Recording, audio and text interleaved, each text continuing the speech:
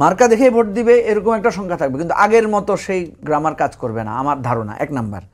2 number হচ্ছে দেখেন নির্বাচন অলওয়েজ একটা যুদ্ধ খেলা। বিএনপি এখানে যে কাজটা করছে দেখেন, বিএনপি কিন্তু জামাতের যারা ধর্মীয় দল আছে সেখানে কিন্তু একটা ভাঙন তৈরি করতে পেরেছে ইতিমধ্যে। হেফাজতকে সব মিলে একটা বিরাট অংশ, পীর সাহেব নানাদেরকে কিন্তু তারা সেখান থেকে আলাদা করে ফেলেছে। ফলে জামাত কিন্তু যেই ধর্মীয় জোটটা করতে চেয়েছিল সেটা কিন্তু কিছুটা ক্ষতিগ্রস্ত হয়েছে, মানে একটা, এবং এরপরও ওখানে আবার বিএনপি হানা দিতে পারে, এটা একটা সম্ভাবনা আছে।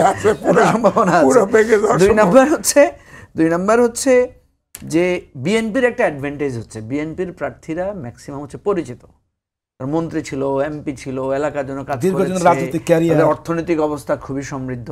সে আলোকে জামাতের প্রার্থীরা কিন্তু অত পরিচিত না, সবাই দেখবেন ইয়াং, অপরিচিত, এবং তাদের হয়তো ব্যক্তিগতভাবে তারা অর্থশালী না, কিন্তু দলীয়ভাবে অর্থশালী, তারা ব্যক্তিগতভাবে অর্থশালী না। এই অ্যাডভান্টেজটা বিএনপি পাবে। এখন এখানে একটা মজার কাহিনী আছে, সেটা হচ্ছে আওয়ামী লীগের যে 10 বা 15% ভোটের রেশিওটা দেখাচ্ছে, যারা এর মধ্যে বলছে যে আমরা আওয়ামী লীগের ভোটার, ভোট বেড়েছে আওয়ামী লীগ, 25% মানুষ আওয়ামী লীগকে পছন্দ করে, আওয়ামী লীগকে পছন্দ করে। আওয়ামী লীগের এই 25 বা 20 বা 10-15 যাই বলি, এই পার্সেন্টেজের একটা অংশ ভোটদানে বিরত থাকবে। নাম্বার 1 কেন থাকবে? তারা তো নাই এলাকায়, আন্ডারগ্রাউন্ডে আছে, পালিয়ে গেছে, বিভিন্ন জায়গায় আছে, এরা ভোটদানে বিরত থাকবে, নাম্বার 1। নাম্বার 2 হচ্ছে এই ভোটগুলো আবার বিএনপি জামাতে ভাগ হয়ে যাবে, জামাতে ভোট দিবে আওয়ামী লীগের লোক। এখন জামাত তো মনে করছে দিবে, আমি রিয়েলি আমি আপনাকে বলি জামাত কোনো কোনো জায়গায় বিশ্বাস করছে। যেমন আপনি দেখবেন খুলনায় আমি গোলাম পরোয়ার সাহেবের অনুষ্ঠানে দেখলাম যে হিন্দুরা ঢোল তবলা বাজিয়ে ওনারা এসে বলছেন যে ওনারা জামাতের পক্ষে আছেন, জামাতে হিন্দু প্রার্থীও দিচ্ছে, কোথাও একজনকে দেখলাম, আমি খুলনা 5-এ। তাহলে দেখা যাচ্ছে যে আওয়ামী লীগের ভোটাররা 2টা কারণে ভোট দিতে পারে।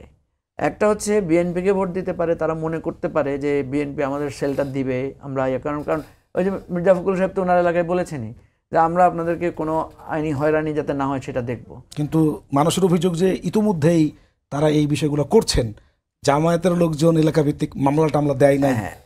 এখন ধরেন আমার কথা হচ্ছে যে আলটিমেটলি উনি যেটা বলছেন, নির্বাচনের শেষ পর্যন্ত কোন জিনিসটা কাজ করে, ব্যক্তিগত কিছু কাজ করে, আবার রাজনৈতিক বোঝাপড়া কাজ করে। ইলেকশন আসতে আসতে নানা রকম, এই যে আমি আপনাকে বললাম যে এই যে জরিপ টরিপ হচ্ছে, এগুলোর মধ্যে একটা প্যানিকও তৈরি হবে। কারণ একটা জিনিস মানুষ বলা, আমরা রাস্তাঘাটে শুনছি এগুলা, বলছে জামাত ক্ষমতায় চলে আসতে পারে, এটা ভয়। জামাত ক্ষমতায় আসলে ভয় পায় কারা? একটা তো হচ্ছে যে অন্য জামাত হয়তো রাজনৈতিকভাবে বলতে পারবে, কিন্তু সাংস্কৃতিক অঙ্গন পুরাটা, কালচারাল অঙ্গন, ইন্টারন্যাশনাল কমিউনিটি, এটা সেটা এক ধরনের ভীতির সঞ্চার হবে। কেন সঞ্চার হবে? আপনি দেখেন জামাতকে যত জায়গায় যাচ্ছে প্রশ্ন করতেছে যে আপনারা ক্ষমতা আসলে নারীর অধিকার কি হবে, আপনার ক্ষমতা আসলে গান বাজনা থাকবে কিনা, কেন প্রশ্ন করতেছে? এটা এক ধরনের ফিয়ার ফ্যাক্টর হয়ে গেছে। যে এটা জামাতে এই যে জামাতের যে পরিবর্তনটা, এটা কিন্তু ভোটারদেরকে কিছুটা আকৃষ্ট করবে, জামাত এটা নিয়ে ভোট পেয়ে যেতে পারে। কিন্তু জামাত যদি কখনো ক্ষমতায় আসে বা কোনো একটা দায়িত্ব পায়, তখন কিন্তু সে একটা বেকায়দায় পড়বে। কারণ তার একটা ভোটাররা মনে করে যে সে শরিয়া কায়েম করবে, আরেকটা ভোটারদের কাছে সে কিন্তু বলছে যে না আমি উদার থাকবো, আমি বোরকা পরাবো না, আমি মিউজিক বন্ধ করে দিব না, আমি সব কিছু রাতারাতি করবো না। ফলে তার 2টা ডিলেমার মধ্যে পড়বে। একটা তো সে কথা দিয়েছে যে করবে না, আরেকদিকে লোকেরা বলবে তোমরা তো শরিয়া আইন কায়েম করবে, আল্লাহর আইন চাই, কোরআনের আইন চাই কায়েম করতে চাই। কোরআনের আইন কায়েম থাকলে সুদী ব্যাংক কিভাবে চালু আছে, কোরআনের আইন থাকলে মিউজিক চালু আছে। এইটা জামাত কিন্তু এই বেকায়দাটা পড়বে। তবে যে কোনোভাবে আগে ক্ষমতা চলে আসার নীতিতে সে একটা